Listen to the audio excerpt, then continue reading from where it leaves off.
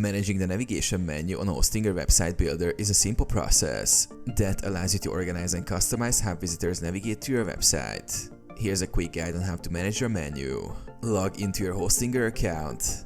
Access your Hostinger account and go to the Website Builder.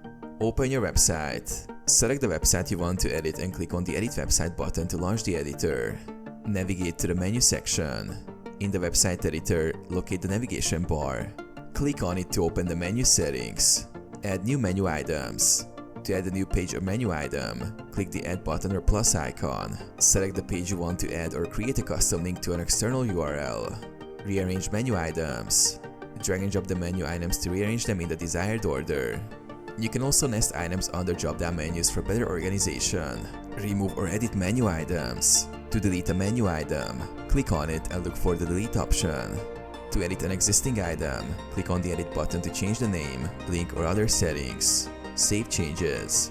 After making the desired changes, click Save to apply them to your website.